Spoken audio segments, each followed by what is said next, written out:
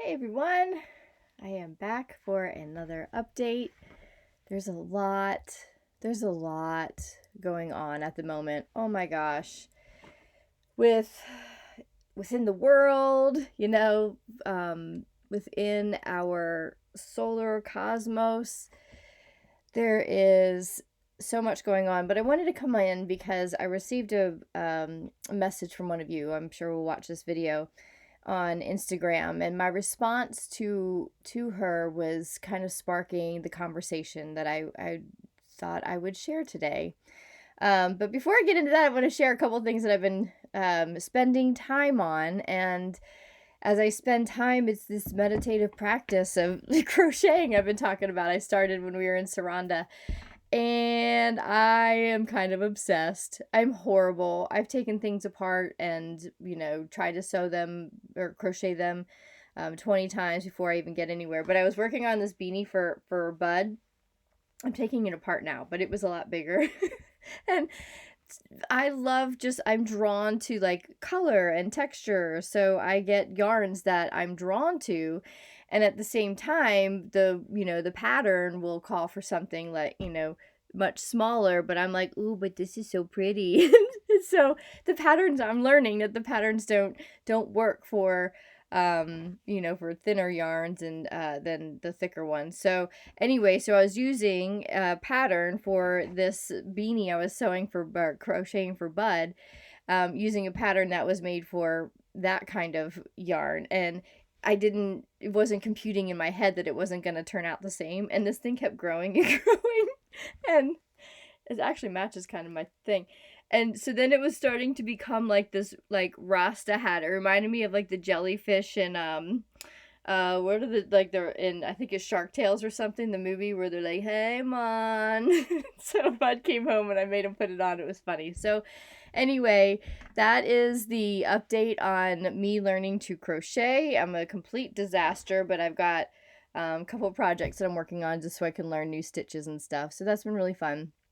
And I will tell you also the other thing that and I'm sharing these processes, these things that I can do in order to kind of process everything that's happening within, that I'll share a little bit more about with you on this video. If you're new here, I'm Vidette. I'm here in a completely new world than I have been for the last 2 years. I've been traveling for the last 2 years. And when I say traveling, don't let it be in your head like, oh, how cool, or how like romantic that is, to live an adventurous life like that, because that's how I always dreamed it to be. And that's how I always wanted. I wanted to have the experience of travel, and I had the experience of travel in a little bit different, situation and scenario. But at the end of the day, when I say I've traveled for the last 2 years, it was a really, really uncomfortable 2 years. It was really a 2 years of immense, immense, immense growth, inner growth, and immense purging of a whole lifetimes of carrying the burdens of emotional pain and anxiety.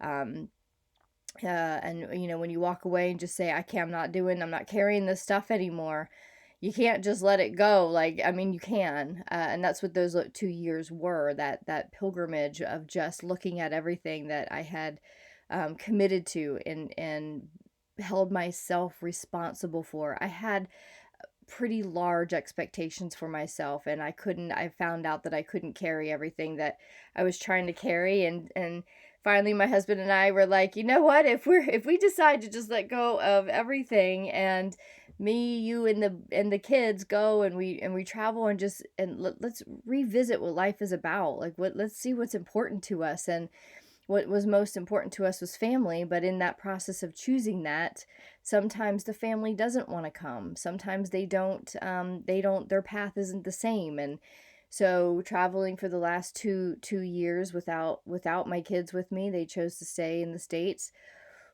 That was some hurt. That was some pain. That was the loss of kids when you weren't ready, because you thought you were going to take them on a new course, a new direction in life where you could all explore a different way, a more sustainable way of life. And I understand now it's hard for teenagers to understand that.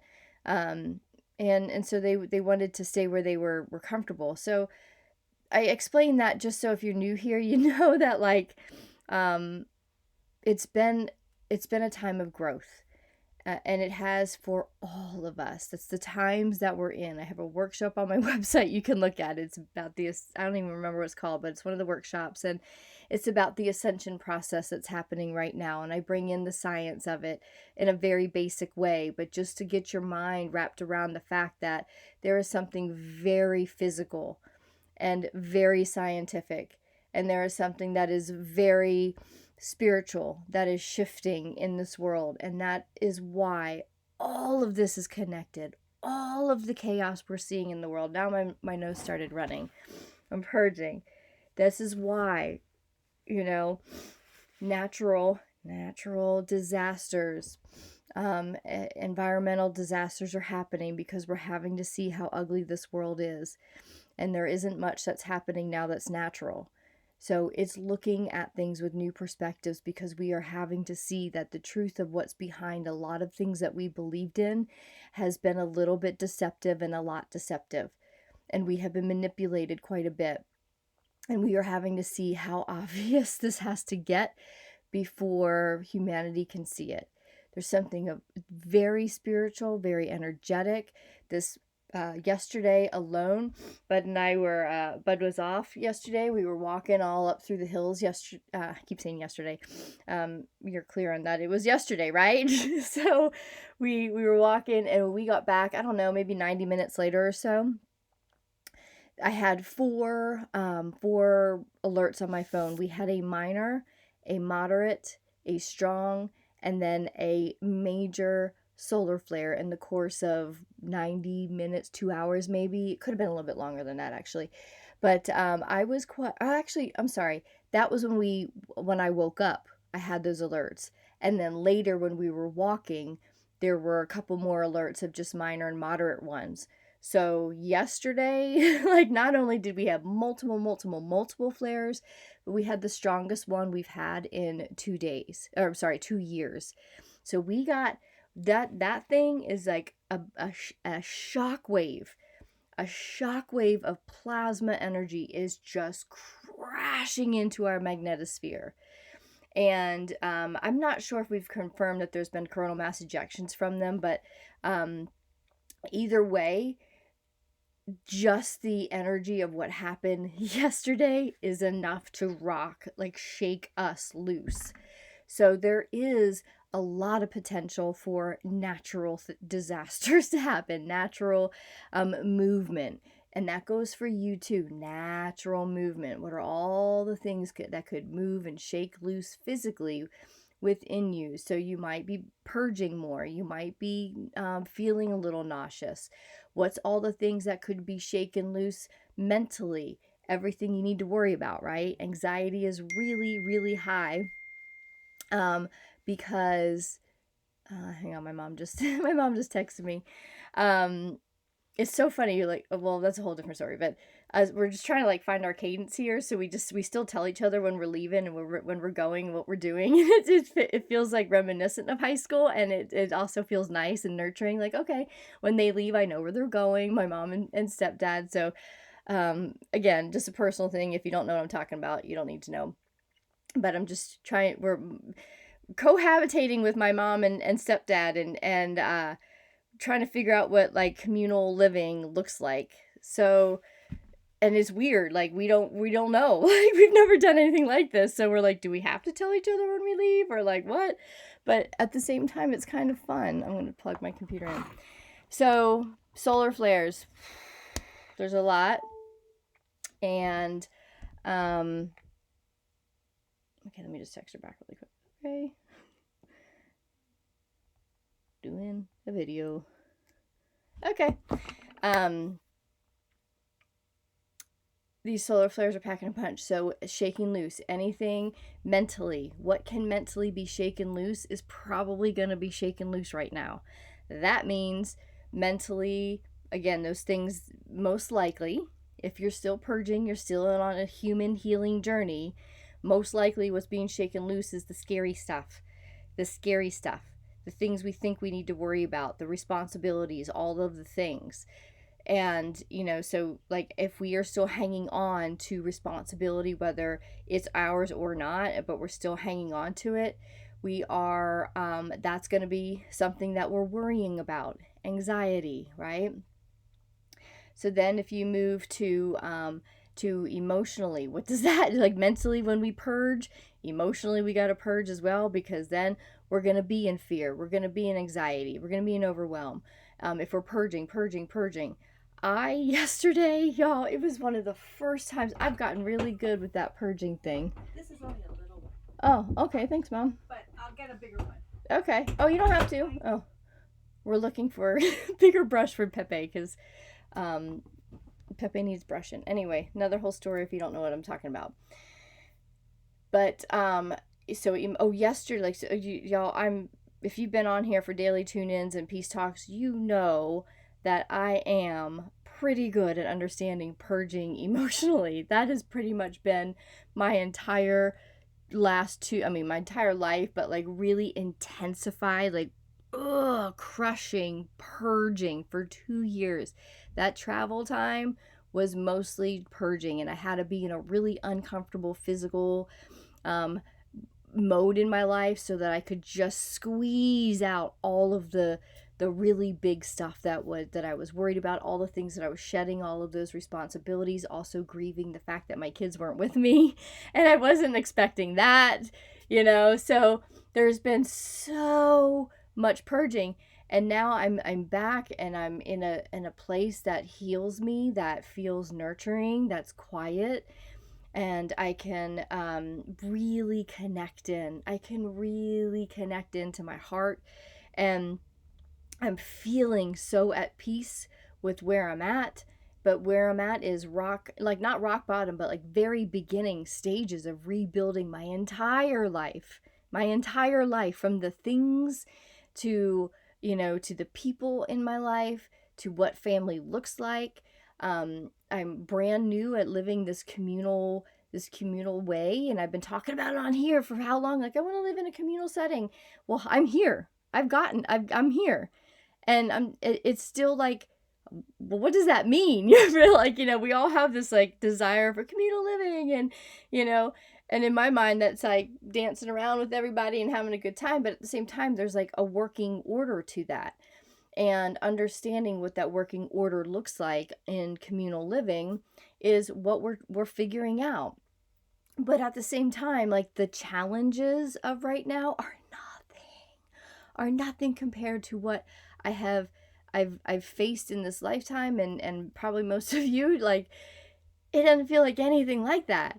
So yesterday, when all of this activity was happening literally in our atmosphere, Bud and I were walking, and we were talking about like what it could look like, like, what does it look like for communal living? What does it look like to grow, and what do we want to grow, and how are we going to want to grow it? And like, all of the ideas of all of the things, as we now sit here in a position to literally start building out our new earth.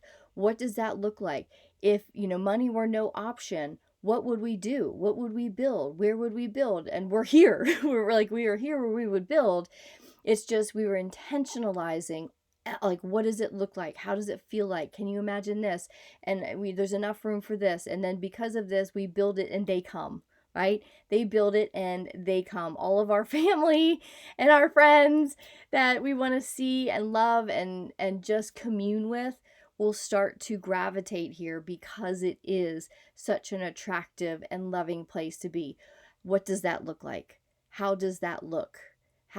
Where do we start with that? That was our conversation on our walk yesterday. And I knew, as we were talking about it, like, the feelings of freedom and joy and expectation that was in that conversation, the dog in the while Bud and I walked, and the dogs were running all around and scattering all around. They were like so joyful. And the whole time I was thinking, this is what it means to seed the earth with love. Just talk about your dreams. Go out and take a walk and speak out loud like we were. The four of us were speaking out loud. We were expressing out loud the love that we had in the conversation and the place and the nurturing that we feel, the freedom that we feel, the excitement and the love that we feel, was all just amplified with that solar energy. I knew it was, and we were feeling bliss. So I know that there are some that are feeling a lot of pain in their bodies, in their minds, and in their hearts at the moment, feel maybe a little bit disconnected from your spirit because you're like, what the hell's going on? Then you try to like numb out and you go onto social media and you see all the disasters and the scary stuff that's going on in the world. Right now, it can be a little overwhelming, I imagine, to be in the world. I am having a different experience, not because, oh, I'm done, but because I'm just now in a pause. I'm in an upswing. And for 2 years, I've been in a really big downswing of purging and being in the poo puddle. And in this moment, I don't know if it'll last through the day or the month. I don't know. Is this permanent? I hope. I don't know if I even hope it is. I don't know. But right now, I feel just really at peace, really at peace. And that's what came up when I was writing this message back to my friend on Instagram, and she was sent me a request for humanity to come together on March 3rd and to intentionalize, because that's the 323 portal, March 3rd, the 3/3 portal. So the request is on the 3rd to stop for 10 minutes to feel and to visualize peace, to intentionalize humanity, to lift up in coherence of being in love on that day, so we can raise the whole consciousness of the planet up at that point. And what I wanted to add to that is, remember, I've shared this a lot, throughout peace talks and the daily tune-in, that the Greg Braden teaches in one of his books, and it always stuck in my head. And I don't remember math shit at all, but I remember this because it mattered to me. He shared, as a scientist, if you don't know Greg Braden, he's amazing. He really brings a lot of logic and studies and left brain kind of stuff, and pinpoints it to, or connects it to spirituality. So it really puts a lot of depth and understanding to some of the principles that we talk about. But he shared a thing that said the formula, to make there was back in the 70s, they did a lot of research and found that when a cohesive community came together in meditation with the intention of peace, that it affected the area of that meditation. And they came up with the formula that the square root of 1% of a collective of people is what it took to change the physical reality of their area. So can you imagine? And if you do the math, I think I've done the math, it's like 8,944 people. If you take the math of 8 billion people, the square root of 1% of 8 billion people is only 8,944 people, or something like that. Stupid. It's stupid. So if 8,944 people followed this guy's advice and meditated for 10 minutes during the 3/3 portal, wherever you are in the world, we are now connecting all around the world. So our area, our physical area of consciousness is the planet, and we all intentionalize peace and love and understanding and living in the highest life. Like, just visualize your own life in the highest expression. That's all you have to do. You don't have to share it with the world. Like, it's already being shared with the world if you're feeling it.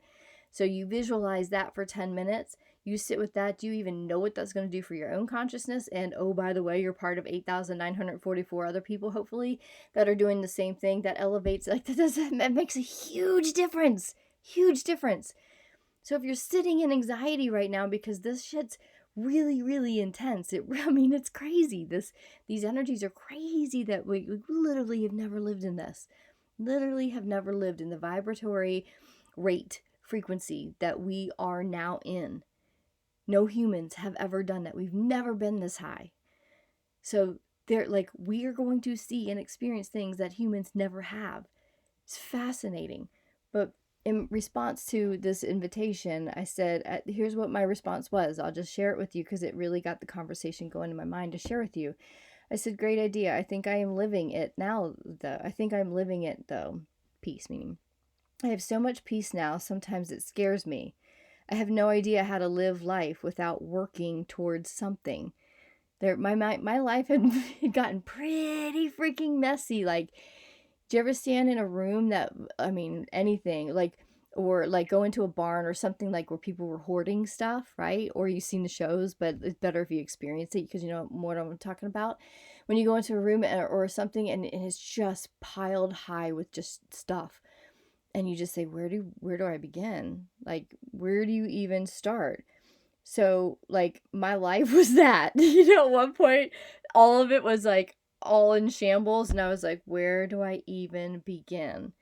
And as I started to kind of like, kind of process it, what needed to be cleaned up was my spiritual life, my finances, my career, my family. Like my family, yeah, home life, like, was the catalyst. One thing fell apart that was really, really bad in my family life, in my first marriage, and as soon as that card was pulled out, like, it all, like, spiritually I was bankrupt. Pretty much financially we were. That just got worse as, the marriage got worse. And I mean, in all aspects of my life, my network had to change. So I know what it's like to look around and be like, oh my God, everything in my life has to change. And it's taken me about 14 years, 15 years, almost, like, since my first son was born, to come full circle and to kind of like, it's taken me 15 years to like write my life back up. And I don't say that to scare you, but I'm just like, to be honest, like, it been like the last 15 years I've been constantly working towards healing something, cleaning it up, purging parts, working on that marriage took 9 of those years for me to work through all the stages before I was ready to let it go, and all the stages since then, and still goes on in the healing process of that. So there's a big process that goes to redoing or reclaiming our lives. And I didn't realize it would take so long, but for the last 15 years, I've been consciously working towards a better solution to a life that works for me. So now that I feel like I'm at the very basic, like, starting point of that, like, birth a new world, literally, like, I stand on new earth. I'm convinced of it. When I say I think that I'm living it, I do believe I'm living in, like, the very initial stages of the fifth dimensional perspective, because it starts with peace, and you go from there. And I've been in this place of peace. Do I have everything figured out? No, but I'm not stressing about it. I'm not in anxiety about it. I'm trusting that it's going to work out in a completely different way than anything ever has, because we are in a completely different creative palette, vibrational palette at this point. So when you pull out a new palette as an artist, you're starting with a brand new slate. So for the first time in my life, as I'm telling my friend, I'm not working towards something. So all of that to say, I would love to participate and share in this feeling of peace with all of humanity. What would it be like? Here's my question to you. What would it be like if worrying about things was eradicated from your consciousness? What would it be like? Where would you spend your time? Like, what would you be doing? What would you want to study? What would your curiosities be if the things that you worry about were eradicated? And you can't allow your mind, because it's probably going to want to be like, well, yeah, it's great to think that way, but Fuck the mind at the like that's this time is all about. It's cleansing. It is clearing the mind. It's updating the mind. You are getting a reboot. So all of that stuff that you are feeling anxiety and feeling responsible for, that's allowing you to worry day in and day out, and be amplified even more when the solar energies and all of this stuff kind of amps up when these storms come. The storm within starts. And if all of that were eradicated, because it very well could be in one big major solar flash that is predicted to happen, and that has a lot of evidence that we are ramping up to that, considering the ramping up that we have seen in the last couple of years in space weather and in solar activity, solar behavior. It's getting more intense, and it takes just one big one at just the specific frequency it needs to be at to completely eradicate density from your mind, because density is attached to the densities of fear and all the different aspects of fear that come: anxiety, worry, overwhelm, all that crap. And if that is all eradicated in a moment of time, and you are grounded in peace, what do you do? Where do you go? What does it look like? What does it feel like? That is where we're going. So to have some kind of plan, this isn't to like put stress, but to have some kind of idea, an imaginative idea of what that might look like. That's where you want to be spending your time through these solar storms, because that then opens up that energy, that frequency of thought, that frequency of emotional electromagnetic energy into our environment and meets these higher energies. And that's how we kind of vibrate our way up. It's a give and take. The sun is bringing us the source is bringing us these beautiful energies to upgrade us. And when we beam it back in the form of our projected reality that we would love to see, what eventually gets projected? That reality. But if you are pulling in this source energy and you are projecting out all of the stuff that you're worrying about, fearing about, what are you going to see? That reality. So it's really important to keep your thoughts clear, to keep your feelings clear. And there's no projection when you are processing and purging, because when you are processing, when you are in the healing process, maybe these things shake loose, these solar flares shake loose a lot of density. As long as you're not projecting it and having to make it a thing, you pull it in and you sit with it until it goes. You're not projecting it, you're processing it, and then eventually it passes and you purge it, and then start to bring in the imagination of what does that world look like when I don't have anything to worry about? What does that look like? And you be in that for 5 or 10 minutes. Now you project that out. That's what you're projecting out. So being very careful and very aware of what is being projected out in your behavior and in your words and in your feelings. That is what is being created. So if you find that you're angry or you're frustrated, that's probably just triggered from these energies, and that's perfect. Whatever had to trigger it had to happen. It's not about that thing. It was sent to poke at those densities within for you to sit with and purge out, and end with a celebration of, oh, now that that's gone, what does life look like without that being there? How much greater, how much happier can it get? And you go from there, and that's when things start to change. And that's literally been my process for 15 years, and more intensely and more more abruptly in the last 2 years. And when I say abruptly, man, like I will tell you, there were days where I thought I might die of anxiety.